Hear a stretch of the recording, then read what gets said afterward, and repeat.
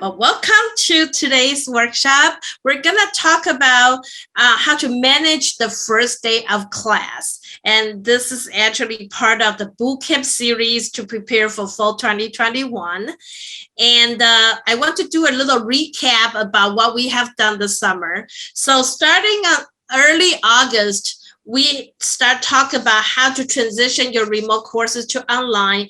How do you repurpose your instructional videos? And then we talk about how do you design a course that fit in more flippant hybrid modes of teaching. And then we just finished 3 sessions about implementing digital active learning using Canvas and external tools. And now this is the last week before fall begins, so we're going to do some boot camp. So today we're going to talk about managing the first day of class. And on Thursday, we want to do a quick Canvas one-on-one session in case some of the faculty are still needing some help to set out your course. And you can click on the link of these little aqua color to register the session. So today's agenda, we're gonna do some reflective discussion to kind of get our mind ready for the panel discussion, and then we'll have some sort of Q&A in the breakout discussion. Like I mentioned, each of the panel speakers will host a breakout session, and you have the opportunity to jump in any of the room and also leave and join another room at any time. So that will be today's session. Before I begin, I want to see if anybody has any questions so far. All right.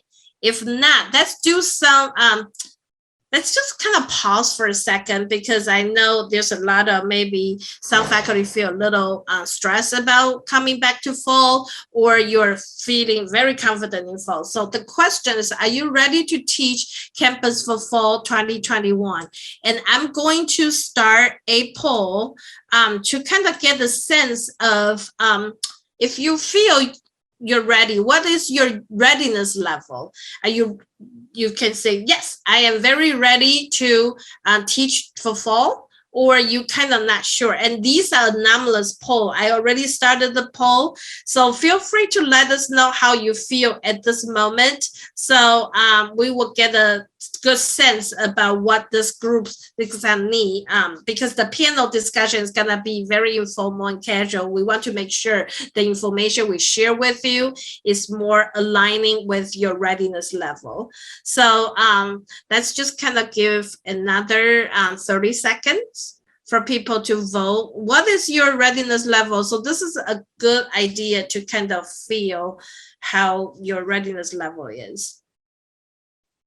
All right, I don't see any voting coming in, so I'm going to share. And also I want to give this information for our panel speakers to letting you know this group. So some faculty feel like ready. We have 1 faculty feel like really ready.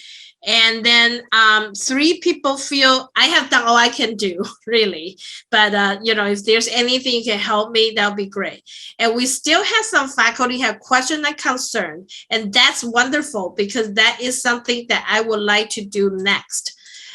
If you could click on this link right here, let's go to a Google Doc. And I'm also going to put the link again in the chat in case that you didn't get a chance to click on that link. But we're going to use this link to kind of do some questions. So as you can see, there's a link already shared on the Google Doc. I would like you to think about teaching on campus for 2021. What kind of teaching strategies are you thinking about doing? What kind of technical needs do you feel you're gonna need it during the fall? And what kind of questions and concerns that you have for the panel, you hope the panel will be able to help you. So feel free to start typing in your answers, and then we're gonna just kind of take a couple minutes to think about fall teaching. You know, what kind of support need I would need it, what kind of question I still have I need to hear from other people to help us be prepared for the fall. So Anybody feel free to unmute your microphone and start share. Oh, I start to see more people joining the sheet now. So please start typing your questions that you have for the panel, or you still have some questions for the fall you're not sure. Earlier, we did the poll. Some people say I still have question and concern, and I can kind of get started. So there's still like a COVID related information or policy. We're not quite sure how to support faculty as student maybe. So I'll just get started. And then we start to have faculty typing in information. So feel free to go ahead. Let's just take a few minutes. Thank you. We have a faculty will start to put all the lecture remotely and do the discussion session in person. That's a really good strategy to manage fall 2021, because most likely we're gonna have most of the students coming back to the class, but you're gonna maybe have a small group of students remaining remote because their personal reasons they could not come back to the campus. And then I see a lot of faculty start typing in questions for the panel or concerns. So what to do if TA requests remote for sessions? So this is something that maybe Andrea can help with that session, that question. We're going to talk about that in our panel. And another question is how to integrate remote students who are isolating into a seminar format that is otherwise in person. We talk about that in our earlier workshops. A lot of the time you may want to design separate digital active learning exercise that allow you to mingle the on-site person with the remote person all together in this digital space. And there's another thing we talk about in terms of the grading strategies. You may want to consider doing some sort of mastery specifications grading structure, allow students to have a multiple way to earn their points as a formative assessment. So if you are curious about that, we can talk a little bit about that in today's panel, but feel free to schedule a one-on-one session with the instructional designers and we'll be able to help you more. And then there's another question, thoughts about safe active learning strategies in a crowded classroom where students can't socially distancing. What if they are uncomfortable with turn and talk, etc.? Okay, so that is a very good point.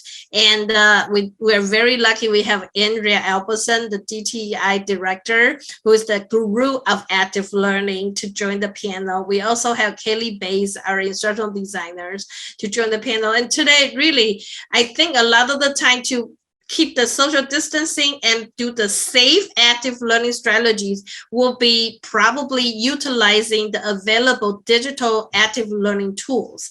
And today we are very honored to have Kelsey from OIT, who is the support staff for the classroom technology, to share with you what kind of tools and strategy you can implement in the classroom using, technology as a medium. These days, I think a lot of tools allow you to use either on a computer or on a cell phone. So we want to take advantage of those to engage students with the safe active learning, classroom active learning activities. So technical needs, we see some people say, how do I record a broadcast a live course in a classroom? So that could be a good session, a good question, what kind of support we have on campus. Separate Canvas site for each different TA. Oh, that could be a very good, we can talk about that too. So right now, we can keep continue thinking about these questions, and those are going to give us some good idea what we want to address in the panel. But I have a second question here in terms of your readiness level for Canvas. So, I have 4 different levels listed. One is never used Canvas before. One is have used Canvas before, but in a more beginner level, or you have taught with Canvas with a medium level, and finally, have used all different kinds of Canvas features, external tools. So those are the 4 levels. And on the side, we also want to know, do you have ever created a Canvas course? Do you have a create Canvas site for fall 2021? Or you got an old Canvas site from other faculty, but you have not really done much? Or you started creating a Canvas site for fall 2021, but need help and may have to redo it again? Or I have Canvas site created for the previous terms, but I have already gotten started to revise it. So where do you feel you should be put your name there? I have Canvas site created. The reason why we want to kind of know where you are is that I would like to have our instructional designers to reach out to you if there's anything we can do to get you ready. So feel free to start putting you in there. So I can see Sherry and Tamara. Medium level, use Canvas before, and have the site created for previous term, already got it started to revise it. So for Sherry and Tamara, feel free to schedule a one-on-one DTI office hours if you need some help in terms of revising your course. And for Roel, you are the beginners and then you started creating but may have to do it again. This is something I would recommend you to join our Canvas session on Thursday, or even the working group, which I will explain it in a little bit. So there's still some help this week to get you started. I think it is pretty functional, but may need assistance later. Oh, okay. If you need assistance later, the best way to reach out help is to schedule a DTI office hours. And then Anne was checking that I have a Canvas created for previous term, but I plan to revise it. Have not done much though. So Anne, if you need some help, don't worry to do it on your own. You can reach out to us. We will help you with that. So that is our really quick collaborative kind of discussion. I want to introduce our panel today. We have Andrea Albertson from DTEI, Josh from DTI as well, who is in charge of the Learning Assistance Program. We have Kelsey from OIT, focused on classroom technology and support. Kaylee from DTI, mainly about Canvas development, course design, and syllabus. And we have Professor Jay John from Humanities will talk about her experience prepared for the first day of class. And she also has some experience about working with international students. And we know that has been a challenge when we work with them remotely last year. And this year could be continue, because if some of the students couldn't come back on time, how do you manage that? So I am going to stop sharing right now. Okay, so let's get it started.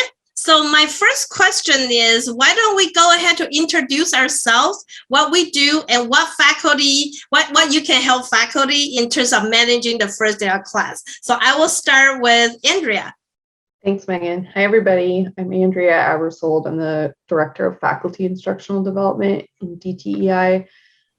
So things that I can help with for first day or just anything in general this quarter is general teaching advice.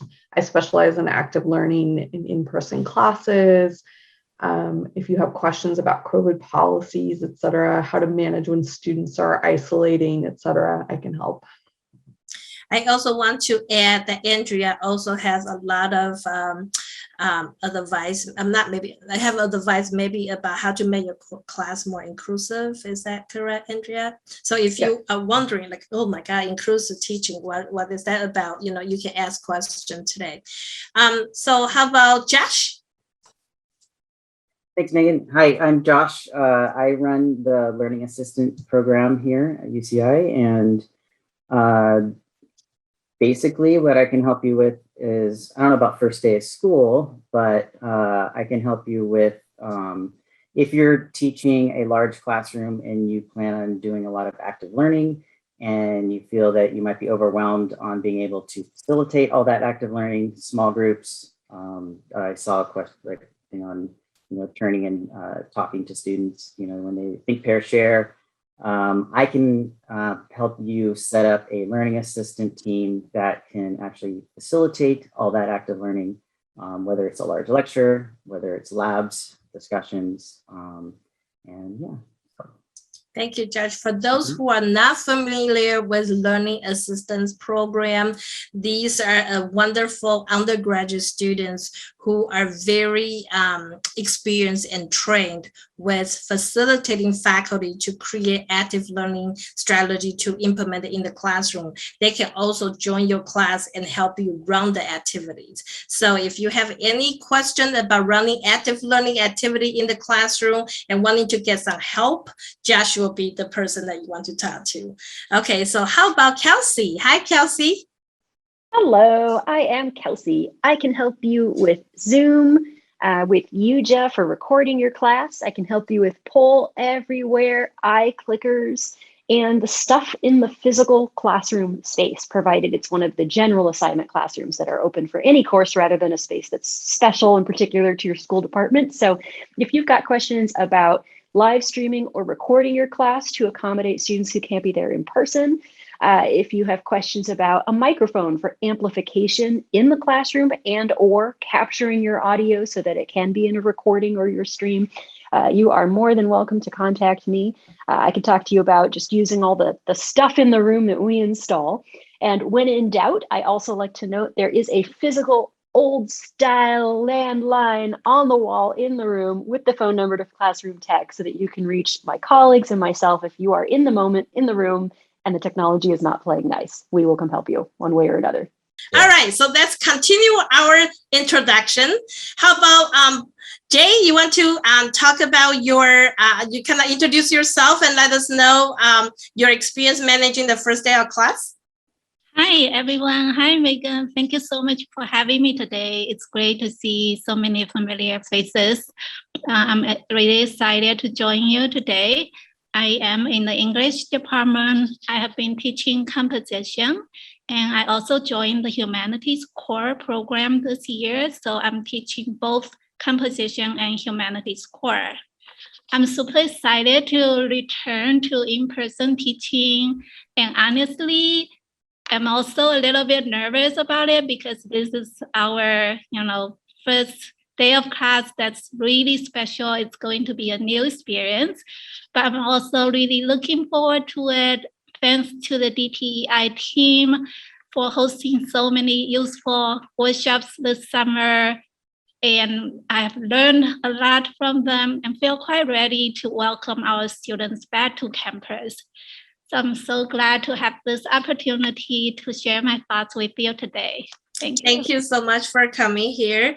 And I think her expertise also working with international students, as we know, that has been a big challenge since pandemic starts, because students are all over the world. And how do you connect them together? Sometimes certain country, certain technology may work at certain countries, and she may have some experience to share about how she managed that. So thank you so much for being here. And finally, not the least, Kaylee, would you like to introduce yourself and let faculty know what you can help them to manage the first day of class? Of course, thanks, Megan. I am Kaylee Baez, and I'm an instructional designer with DTEI, and I can help with course planning and especially thinking of using digital tools or Canvas LMS to enhance your course planning for either the online, hybrid, blended, or digitally enhanced courses. So just thinking of how you're going to mix Canvas and technology either in the classroom or online or both, and increase student engagement. Thank you, Kaylee. Kaylee is one of our DTI instructional designers. She represents our team to join this panel. And what our team have been doing is creating a Canvas template so faculty can just implement it to your course and start it from there instead of you had to build it from scratch. We also build some sort of syllabus template, syllabus samples for you to kind of copy and paste some languages. So it's easier for you to develop the course. And that's something that Kaylee is going to share with us.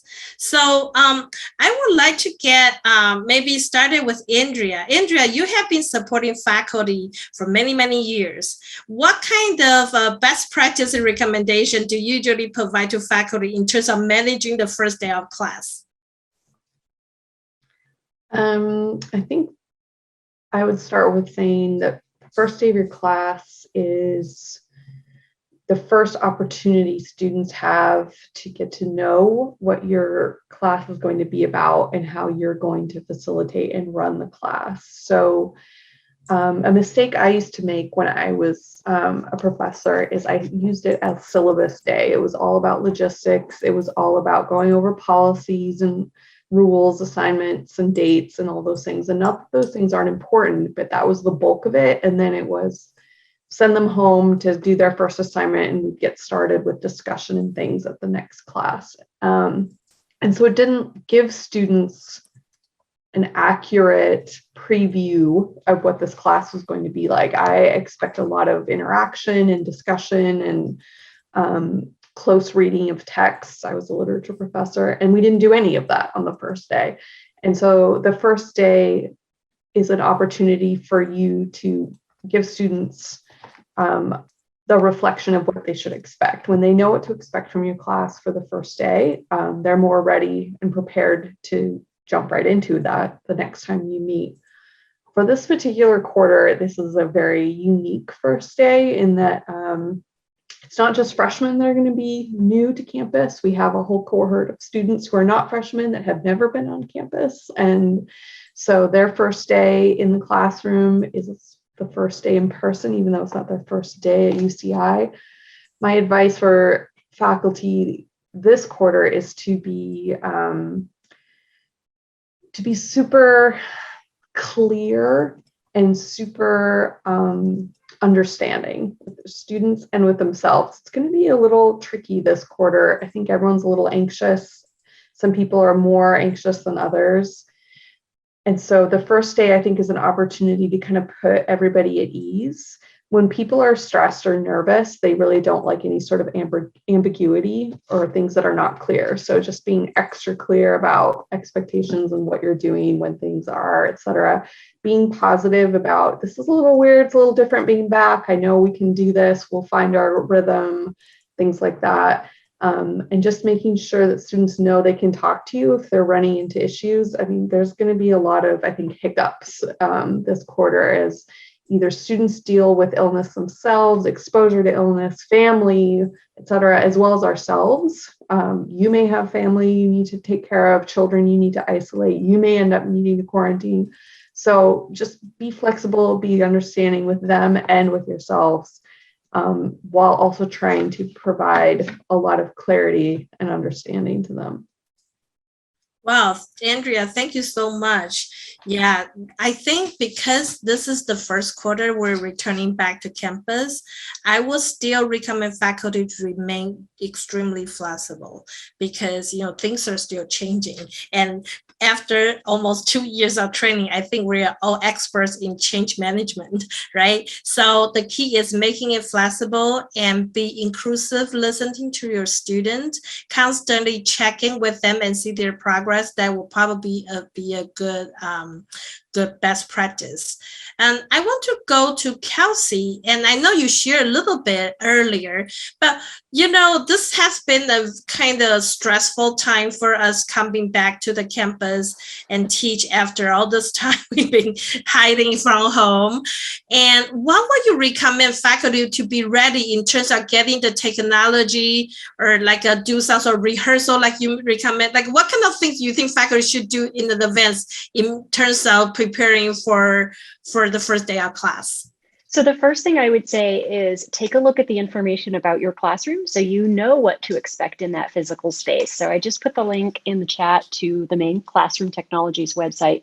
I maintain this website, and we keep a list here of every single general assignment classroom. Okay, so you should be looking at my screen right now, seeing the Classroom Technologies website. And what I want to emphasize is that under the Classrooms menu, you can go to location, you can find your classroom, and you can see exactly what is in that space. So how is it physically laid out? What kind of chairs are there? Can you move them? Can you not move them? And what technology do you have? So we will tell you what type of microphones are in your classroom. You don't have to show up and kind of guess, what's going to be there or be surprised the first day. We try to keep things as consistent as possible through all of our classrooms, but obviously there's a little variation between large lecture halls, mid-sized classrooms, and then there are considerations like what year was this building built that impacts what can be in there. So come here, get a sense of everything that's in that room. In some of our larger lecture halls, you can even arrange to have your class automatically recorded. We have guides that are specific to the particular microphone or camera models in those spaces, so you can really get a pretty good sense ahead of time here. You can also show up and experiment, and I really recommend that. I don't think there's much that can give you more of a sense of comfort in that space than being in there before that first day of class, so that you've turned things on and used it just a little bit, and you're not going to be walking into the classroom for the very first time the day that you're teaching. Excuse me. So if you have an opportunity just to visit your classroom and play around a little bit, that's a great way to identify anything that you're finding not so comfortable or kind of challenging, so that you can reach out and we can help you iron that out. You can also get equipment from us. So in the past, we would provide microphones in larger spaces where people were likely to need to amplify their voices. Whereas in smaller spaces, we would only provide microphones affixed to the lectern and intended for recording. That has changed. Now there are portable microphones all over the place, and we know that not everybody is comfortable sharing that equipment. So now is the time to put in a request if you want your own lapel or headset microphone that you'll be able to keep for the duration of the quarter, bring with you to the classroom, and just plug into the provided wireless body pack or wireless amplifier. So I really want to emphasize that, because if you could get a request in soon, then we can make sure you have that equipment. We do also have a few other pieces of equipment that you might want to request. And for instructors, we generally do not charge things for equipment rental unless we really can't avoid doing it. So one thing I want to highlight in particular is we do have some Catchbox throwable microphones and other things that might make that in-classroom experience a little bit smoother. So visit the Classroom Tech website, get a sense of what's in your room, identify any questions you might have, test equipment, find out what's challenging for you, because you can reach out and then we'll help you iron those things out ahead of time. Similarly, I want to note that if you are going to be accommodating a combination of in-person and remote students, that's not where I meant to go. We have a guide specifically focused on that. I have mentioned it in the there we go. I've mentioned it in the chat and in the doc as well, but this really kind of just distills down as simply as possible, so you don't have to worry about a lot of extraneous details. What you need to do if you're going to be streaming from that classroom, recording your session in that classroom, or both, and how you can work with all of the equipment that's in there with that need in mind that's so unique to this time. So ready to be a little bit flexible. You may hit some bumps in the road. Your students will know that you are also adjusting to an unusual situation. So I think there's really a lot of empathy for that. And there are just a lot of us here who are very eager to hear from you if there's anything you're uncertain or concerned about that we can help you address before you walk into class that first day. Well, thank you so much, Kelsey. That is a wonderful website that I'm glad that we have that available to really support faculty in returning back to campus. If any faculty needs some support from OIT Classroom Technology Group, Mhm. how can they reach out? So the best way to reach us is on that same website. We have a contact link in the upper right where you can just send a question off to myself and the rest of the Classroom Technologies team. Anything you send here is going to reach all of us. So we'll be able to get back to you whether your question is about a computer lab or microphones or the projectors, you name it. And of course, if your question happens to be something that's really beyond classroom technology, we will be able to connect you with whomever is best equipped to help you. So that's the best way to reach us. Use this form. You can also email directly to smartclassrooms@uci.edu. It'll go to the same place. You can call us as well at 824-8833. We are not currently doing drop-in help as much as we would have in the past. We are having to keep the office locked and limit our in-person contact. So reaching out to us via email or via phone to coordinate ahead of time rather than dropping in the moment is definitely what we would advise right now. Thank you, Kelsey. I think this is very important that you just mentioned about expectations of using that phone number. But at the same time, I'm really grateful there's a number they could call. So thank you very much, Kelsey. And I do really like your suggestion to faculty to really think ahead of the time. We still have a few days. So I encourage faculty here, to really think about your classroom and how you're going to take advantage of that. How are you going to engage with your student, and all the information is available on that website. Thank you, Kelsey. Welcome. And now I want to shift the attention a little bit back to course planning and preparation. So I want to ask Kaylee, what do you think faculty should do? What would be like the top 5 things they should probably focus on right now if they have not done much to prepare for fall? Great question. I think, there's kind of a continuing theme here of managing expectations, and I would echo that. And to focus on setting up your syllabus with different elements that maybe you didn't have before. So I'm going to share my screen as well.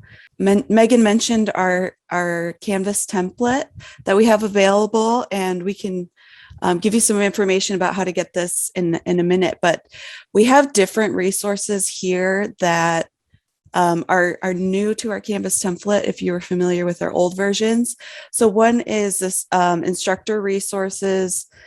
This is just for you, thinking about health guidelines that you'd need to include for this coming quarter, considering COVID, pedagogical continuity. We learned last spring how important it is to have a contingency plan. And that's something that now we are trying to support you in communicating with your students as well. So they have that expectation if the quarter for some reason has to go back to fully remote, or class looks a little different than what you had planned on the first day of class, that you have a plan in place that you have communicated beforehand with students. So they're not, as stressed out when the time, or if the time comes. Hopefully it doesn't, but of course, being prepared for that is really important. The other thing we have is emergency resources page, which I've opened here. Different things that you can share with students about educational continuity, communication, and technology. Those are the 3, big things that we want to make sure are sharing. When technology doesn't work, contingency might not be just due to illness or COVID. It could be a natural disaster. And we want to make sure that we are alleviating any concerns. We don't want to, set this up and say, here's emergency disasters all going to happen. So you can decide how best to implement that into your course. But it is there to help you think of different aspects as well.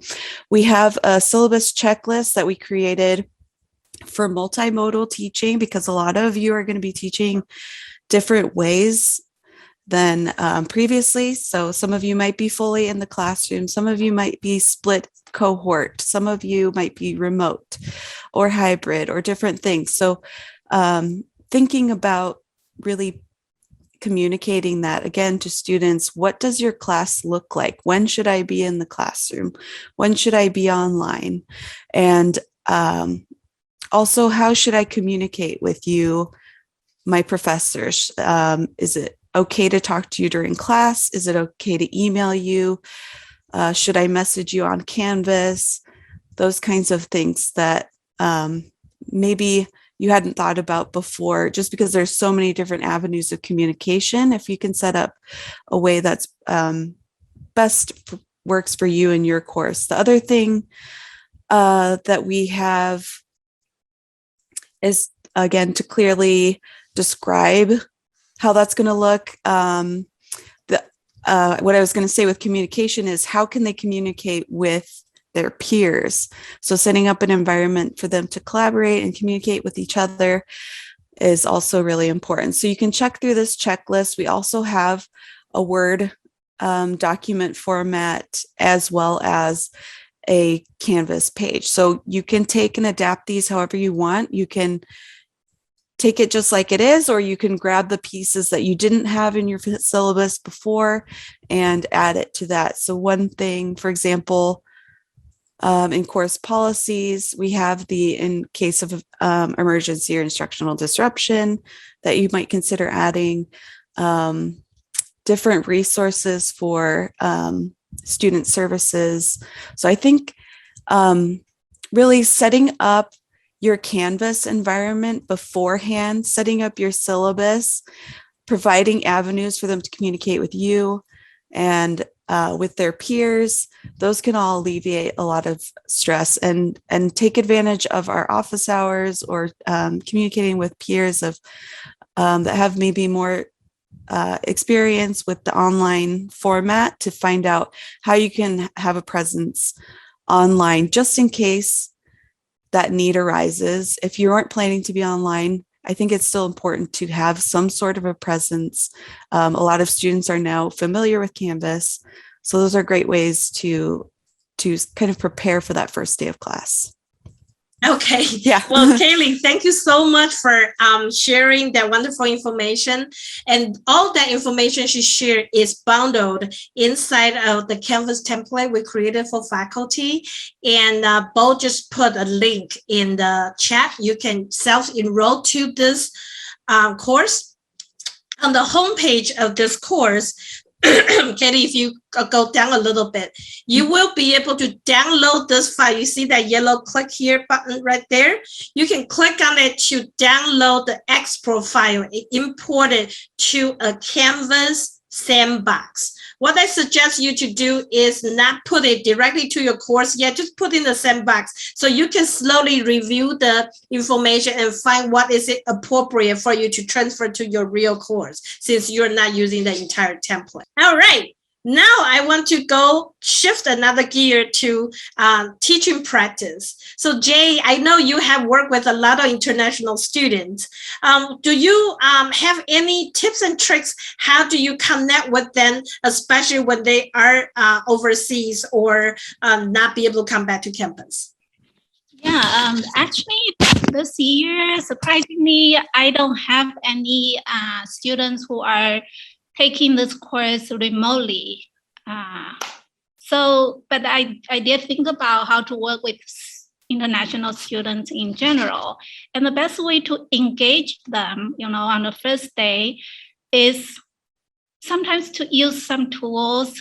For example, Poll Everywhere, that's a great tool to use in class because a lot of international students are shy, are not confident about their speaking abilities.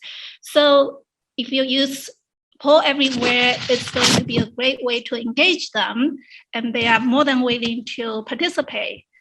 So this is an activity I designed for this quarter. Let me try to share my screen. Hold on a second, sorry. This is one image I uploaded, and it's Poll Everywhere, where students can click different regions, and that will be their task. So I will be introducing myself very briefly at the beginning of the class. I also have a brief bio on my Canvas homepage, so they will know a little bit about me after my introduction. And the next thing I will ask them to do is to click on this image. This image has a collection of pictures, as you can see. So I'm gonna ask them to guess what I love, what are the things and people I love, and just try that out and make a guess. And if you want, you can try.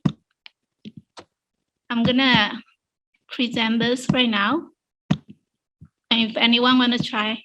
Oh, so we can click on the link directly to participate in the poll. Is that what you're asking us to do? Yeah, if you want to try, you don't have to, but I want to just show you how it looks like if you want to participate. Sure. So for those, you can see there is a link on the top of the screen, pollev.com/UCIZ. You can, oh, thank you, Kelsey, for putting it there. So anybody who click on that link can guess which picture is what Jay love. Is a way as engaging your student on the first day of class. And like I mentioned, Poll Everywhere is a great tool. It does pretty much most of the stuff that iClicker does, except that student no longer had to buy any equipment. At the same time, you can connect your student in the classroom and remote all at the same time. You can run this synchronously and asynchronously. So there's a lot of flexibility allow you to use it to deal with this kind of challenge in the fall. What I love about it is that it is a wonderful, like, synchronous kind of action that you see it throughout the screen. So another faculty was asking about, how do I keep social distancing while engaging active learning? This will be a nice medium. So students can actually use their phone, go to the poll, or they can use their laptop in the classroom and not necessarily verbally communicating by using the action. Like what you see, we start to see a lot of the response. So that is a great opportunity. So Jay, feel free to continue. I just want to use the opportunity to point out what faculty can use this tool to engage students during the fall quarter. Yeah, so as you can see, there are so many clicks on the food. And I guess that means it's so relatable and people can guess easily that, food is something that everyone will love, right? And finally, I got a click on books. That's great because I was going to, when I introduced myself, of course, I am a person who works on literature, 18th century literature, women's writing. So here we go. We have, Jane Austen miniature and her books here. So you'll make a good guess here. And I have actually, eventually, I'm going to reveal that these are all the things I love. Of course, in the middle, that's my son. And he's on the beach playing with me here. This is me and him playing together on the beach. So I'm going to introduce myself in this way. And I will also use this image to lead us into the next thing. That's related to our course. So we have this horse here, that's an animal. And the course thing I have this year is animals, people, and power. So I'm going also to talk about the animal I love, or the animal I identify with. And I will tell them why I love that animal, because the animal in the culture I came from is associated with heroism. And so that's one way to tell them who I am. And I am aware that students are interested in their professors, and they want to know more about their instructor. Oftentimes I have students coming to me after class and ask me more things about myself. So this is a way to, introduce them to me, and also about myself, and also to the course theme. And then the next thing I'm going to do is to have students introduce themselves and have them talk about what animal do they identify with. And that would be our task. And that was also be one way for students to communicate with each other. I'm going to have students talk about what animals they identify with to each other and introduce themselves to each other. And that would be the second task I will try to engage students with. And because this topic is so universal and also relatable, it's easy for international students to join the conversation. And I hope this is going to work out well.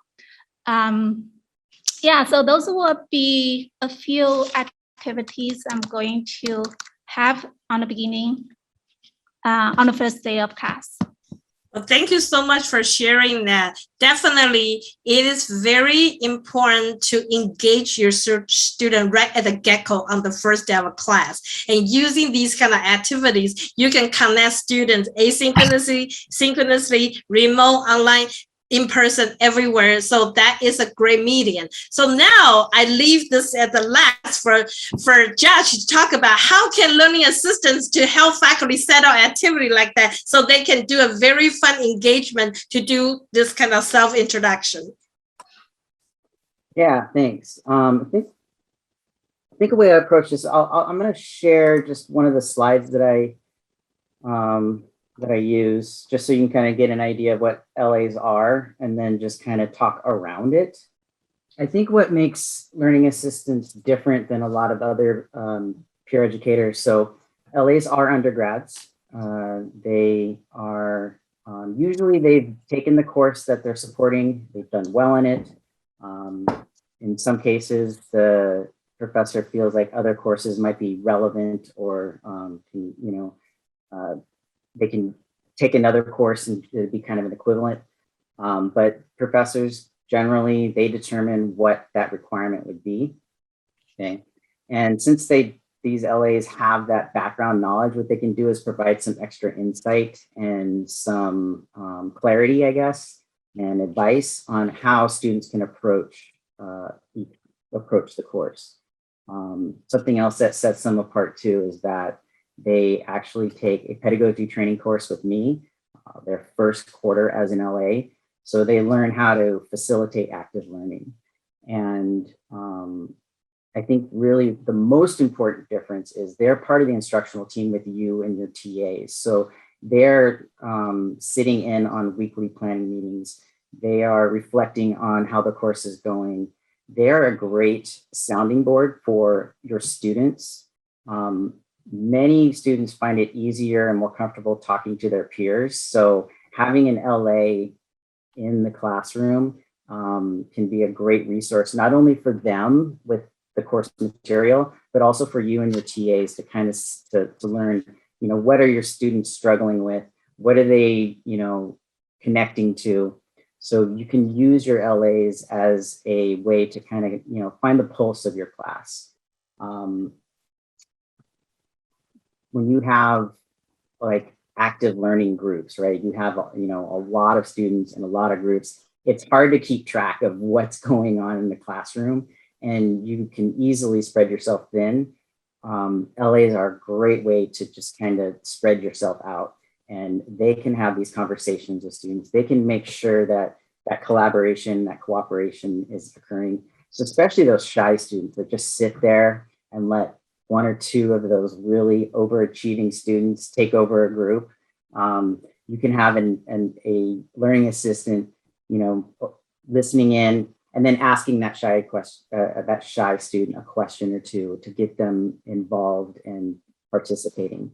So, that pedagogy training, that planning and reflection with you, all of that works together to them working with the students, and then providing just a much more, I guess, collaborative and cooperative learning environment. Something else that I think what we found too is that if you are doing some remote instruction or if you're using Zoom, those breakout rooms are just a complete black hole and void, and you have no idea what's going on, and you cannot visit them all by yourself. You can't reach them all. So LAs are a great way to spread yourself out again, where they can go to various breakout rooms and they can have conversations. You know, most of the times when we go into breakout rooms, it's dead silent. You don't know if the students are working, the cameras are off, etc. So having someone in there that can have a conversation with those students is awesome. And even in just big lecture halls, we have 400 students and they're expected to have a conversation in groups. You hear all this noise, but what's really going on? So if you have, you know, students that are participating as learning assistants, they can go around, circulate the room, have conversations. Yeah, and I think, I mean, if you really are interested in having your students work together and you don't feel like you have the resources to accommodate it, we can definitely help with that. That is wonderful. So sometimes I know faculty really have a desire to be better engaged student in the classroom, but just dealing with that technology could be just a lot of a headache. And definitely learning assistants can also help you set it up. So Josh, if a faculty want to get some LA assistance, where do they get started to apply? I'll put the link up again just to make sure that you have it. We have faculty advisors that work with various schools. And so right now we have ICS, BioSci, Physical Sciences, Humanities. We have, Andrea, who am I missing? Social Ecology. So we have faculty advisors that will, you know, if you email me, I'll refer you to them. They'll help you get started. They'll help you with recruiting LAs. They'll help you figure out the best ways to leverage your LAs in the classroom. If your school isn't listed, then I will work with you. I can help you with all those same questions and process. So, for example, if your school or your department cannot pay for LAs, we can provide units as compensation. So I'll help you set up a compensation course where your LAs will earn credit for working as an LA. If you need help with how to advertise your position, we can help you with that. So we would just set up a consultation meeting and then see what your needs are. What can we provide you, and then kind of go from there. And there is still time for fall, not a lot, but we can do it. Okay, yeah, we definitely have room for last minute faculty. So don't be shy and take advantage of these wonderful resources. So now we kind of go around the panel. I would like to close our panel with one little advice for each from your expertise. What would you recommend faculty? What advice in terms of managing the first day of class? I will start with Jay.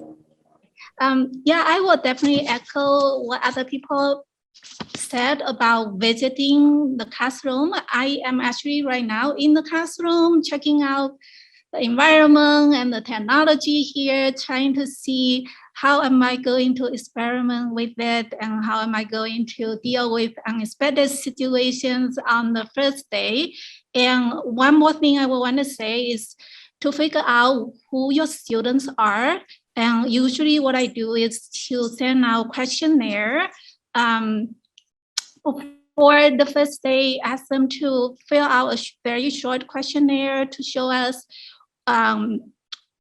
their background a little bit. If they are, international students, they might mention it in the questionnaire. So I will keep an eye on that. And I will look at the class roster to see who they are. So be prepared when I'm here and try to engage every student, be mindful of, all those students and not to be exclusive, and be aware that, for example, international students, they are eye learners. That means they learn English through their eyes, and they study vocabulary and language rules a lot, not mainly through listening. So on the first day, I will try to give activities that don't require them to, do too much listening, but do give, like use poll everywhere, or give or have PowerPoint slides on the screen so that they can see and learn in that way, so that we are including this, group of students and they don't feel being left out. Thank you so much for your feedback. How about Andrea? What is this one advice you're giving to faculty about managing the first day? When you are going over something important or sharing information, make sure it's done with your voice as well as somewhere in writing. Some students are excited, some are nervous and might be completely tuned in on your voice, while others may be completely tuning you out while they're kind of monitoring their environment. So having two ways for students to get information. That is so awesome, Andrea, to be mindful about you do have different learner styles. So giving them not just verbally, but putting something in writing could be great. How about Kelsey? You obviously have a lot of experience about managing first day of class, right? So what would you recommend faculty? Well, so I think, people have already touched on kind of the biggest thing I would usually say, which is go in and experiment, just so you have a chance to build that familiarity. But the other thing I want to say really this year is, this is weird for everybody.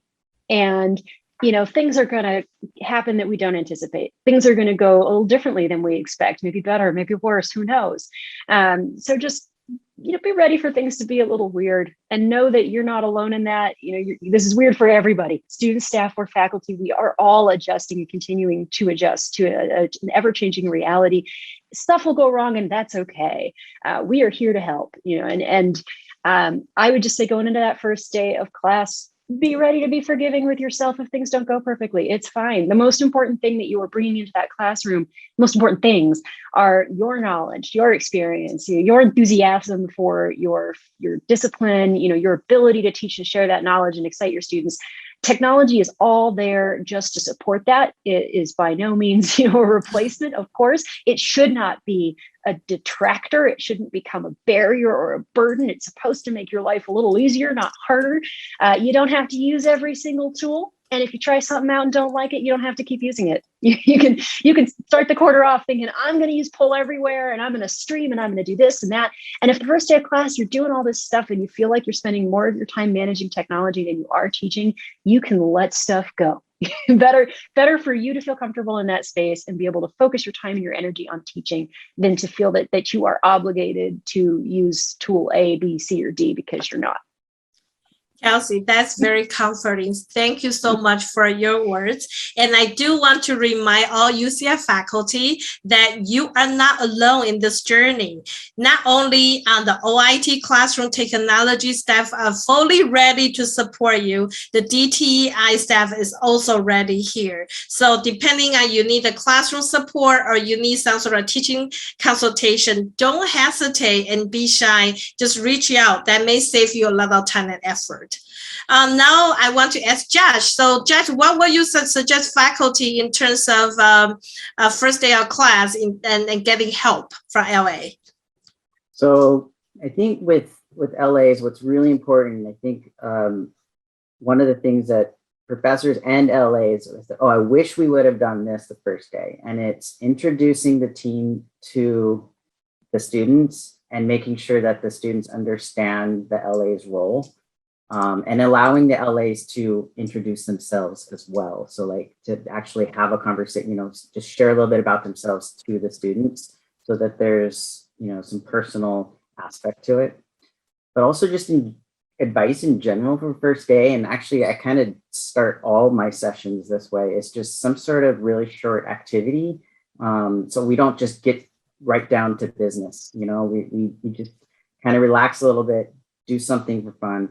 And what's even better is if you can construct that activity so that kind of ties into what you're teaching. It just makes it a little more, students enjoy getting to class early so that they can participate and then see, oh, how does that connect to what we're going to do today? Josh, that's a great advice. I know some of creative UCI faculty really done a unique way to really welcome students, to make them feel relaxed walking into the classroom. Just one example, some faculty will play music. Some faculty will start with a joke or with some sort of activities, anything you can do to make students feel a little relaxed, because this is going to be a little stressful for fall after we all remote for a while. So finally, I want to give Kelly an opportunity to share with the faculty, what do you recommend faculty to do in terms of prepare and managing the first day of class?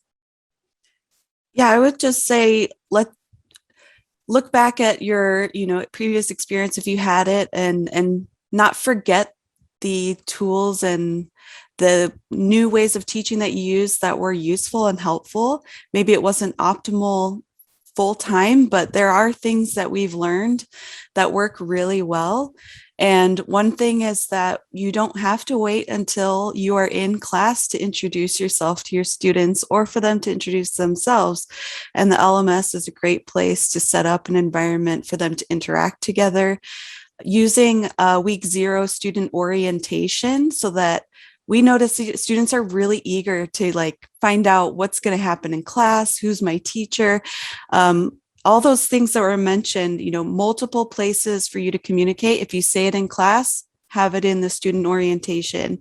If you're going to use a certain type of technology for your course, put it into the orientation and show students where and how to sign up, what kind of technology and resources they need. Introduce the instructional team, not just you as an instructor, but TAs and LAs. That's a great place where you can introduce them in class, but they can also go back. Like Andrea said, there's a lot of information coming at them. They can go back and look at that at a different time when they're ready to sit down and kind of absorb that information. So those would be my just my advice to utilize that space to support what you're doing in the classroom with your students. Thank you, Kaylee. Let's give a round of applause to our wonderful panels today.